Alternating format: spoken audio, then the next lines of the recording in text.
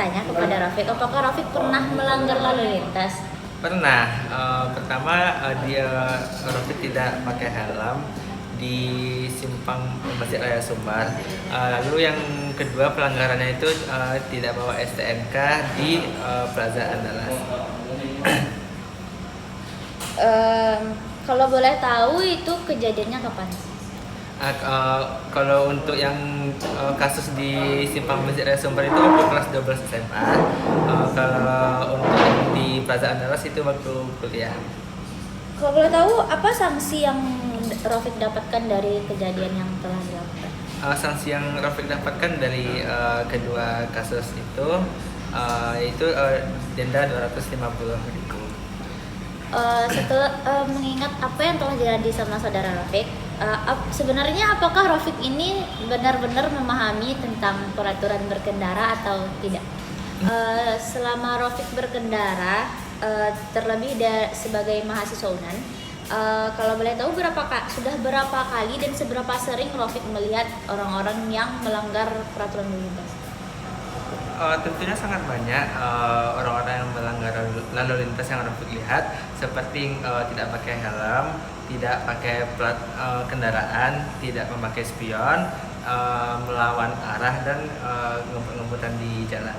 Nah, baiklah teman-teman semuanya, berdasarkan wawancara yang telah saya dapatkan bersama responden saya, itu dapat disimpulkan bahwasanya para pengendara lalu lintas, terkhususnya para mahasiswa UNAN, itu masih sering terlihat para mahasiswa UNAN tersebut melanggar lalu lintas dan dengan beberapa aspek seperti tidak menggunakan plat motor, tidak menggunakan spion, tidak menggunakan helm, STNK dan sebagainya. Sekian dari wawancara saya bersama responden saya.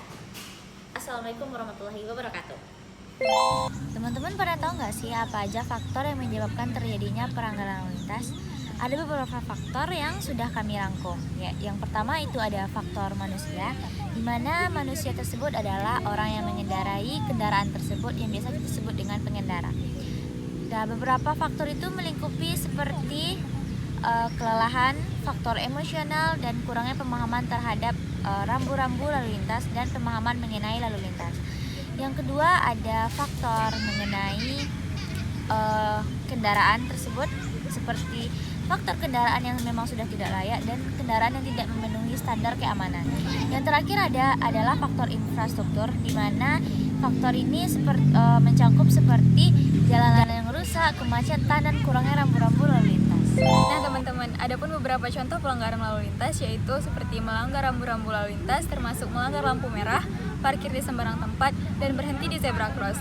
Dimana kita ketahui bahwa zebra cross merupakan tempat bagi pejalan kaki untuk menyeberang. Kemudian berkendara melawan arah. Biasanya berkendara melawan arah ini kita temui di malam atau pagi hari. Lalu umumnya kita temui pada pelajar dan mahasiswa, mereka berkendara di atas motor overload, yaitu melebihi dari 2 orang, terkadang 3 atau 4 orang. Kemudian berkendara sambil menggunakan handphone, di mana kita ketahui bahwa berkendara sambil menggunakan handphone itu memiliki dampak yang sangat fatal.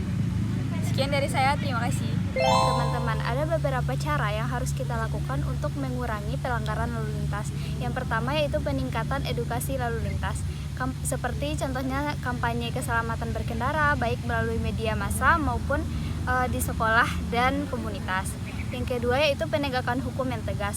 Nah, perlu dilakukan penegakan hukum yang tegas seperti tilang dan sanksi yang harus diterapkan sehingga pelanggar itu jera terhadap pelanggaran yang dilakukannya.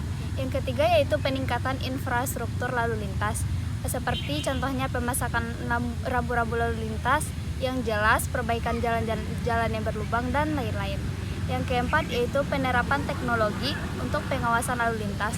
Nah, perlu dipasang seperti CCTV pemantau dan sistem penegakan hukum elektronik.